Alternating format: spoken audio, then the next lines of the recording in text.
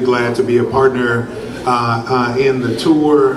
Excited to be here in Newark with so many of our folks, and really appreciate the volunteers here on the ground who made it happen. First I want to disagree with you. You said we talk often about our children, but they're not centered. I don't think we talk about them too much at all. I'm deeply concerned that the most significant indicators of whether you're poor in America, whether you're black or brown, whether you live in the South, and whether you're under the age of 5. You're most likely to be poor, most likely to be hungry, if that's your existence. Now, you may not know anybody like that, but I have 4 children and I have a favorite. I know they say parents don't get to have favorites. I get to have a favorite. My favorite's name is Amber Ella Marie Wilson. She is 9 years old. She'll be 10 this August. She's been counting down since January. I have boys. I have 3 boys, but you know, boys kind of hard-headed and they're older. So they're like, 20 and 17, 15. They big, they eat a lot. But Amber's my favorite. So y'all judge me later, but Amber's my favorite. And when I think about Amber, and I've come to find that while people won't admit it out loud, everyone who has children has a favorite, or you have a favorite of somebody else's child. You have a favorite of the children you get to send home because you got the best job, which is auntie. You have a favorite of the children that you get to send back because you get to love them differently because now you're Momo, Pawpaw, Paw-Ran, I'm sorry, I'm not in the South. You're Big Mama, right? And if we think about that child, then the conversation's different. And part of the challenge is we don't think about a particular child, we think about masses of children, and when we think about American children, we got the picture wrong. We think the American child is some blonde, white boy of the age of 7, when the reality is, I came in this job in 2020, we just lived the first 5 years where the majority of the 74 million children in America were black or brown. So to speak about children in America is to speak about race in America. To speak about race in America without speaking about children is to have a short conversation that ain't very serious. And so part of the challenge we have right now is to hold racial justice and child well-being together and think about the child we love that we would do anything for. And so, yeah, that creates a state of emergency. I'm gonna push. I'm gonna keep pushing until they tell me what happens and make me stop. Yeah, till they tell us go. Yeah, till they tell us. So this is the deal. I said there's 74 million children in America. When you think about the children you love, do they deserve to be healthy? Yes. When you think about the children you love, do they deserve to be educated? Yes. When you think about the children you love, do they deserve to be nourished? Yes. When you think about the children you love, do they deserve to be sheltered? Yes. So the conversation we are having right now is about rights, not just about a budget, but a rights conversation is a moral conversation that's about who we love and who we care about. And so for the first 100 days, part of what has happened is those children you say deserve to be healthy were challenged by someone who decided to take 10,000 jobs from the Department of Health and Human Services to make sure they're healthy.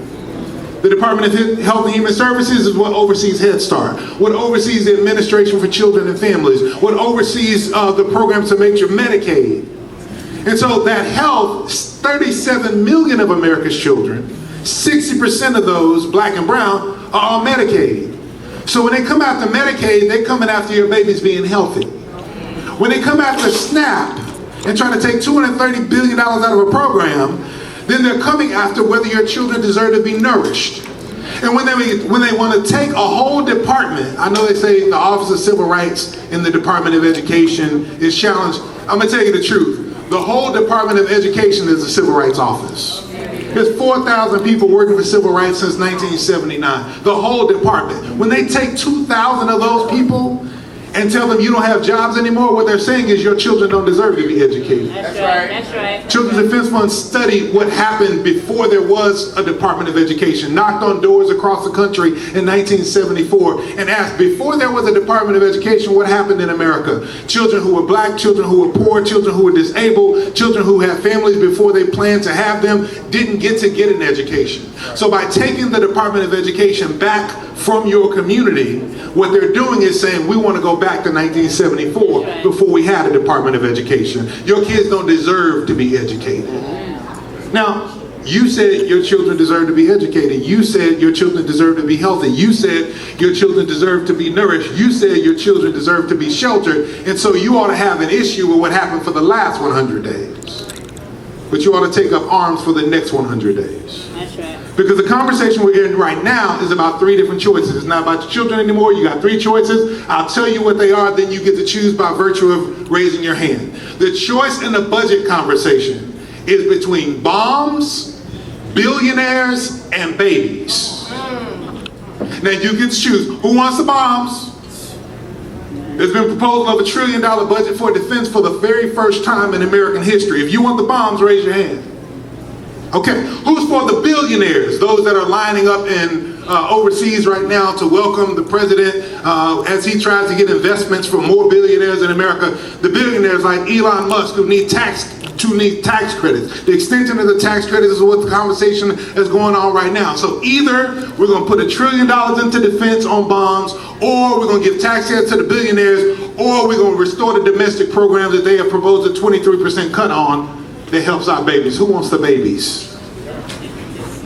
If you want the babies to have an education department to make sure that they can go to school, if you want the babies to have access to SNAP and nourishment, if you want the babies to have access to Head Start, then you've got to get engaged and activated beyond today. And this is where it begins. I want to thank you for that. We got to get activated. We got to put power to work. But the other thing, I want to talk about the real true power, as we talk about the power tour, is our moral commitments. I wouldn't be a preacher if I didn't say this. Part of what we are called to conjure right now is a conversation not just about budget priorities, but about the moral grounding that makes them matter.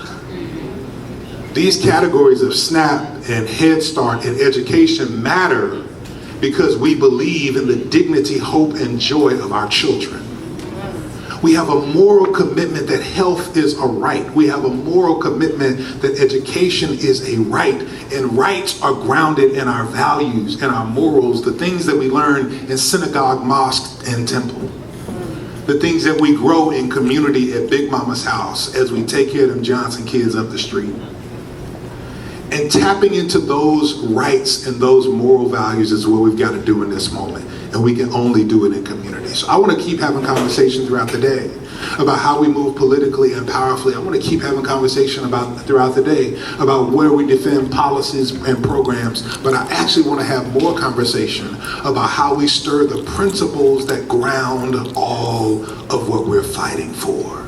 Because that's what our babies truly deserve. And that's what will be left when all the other things are gone.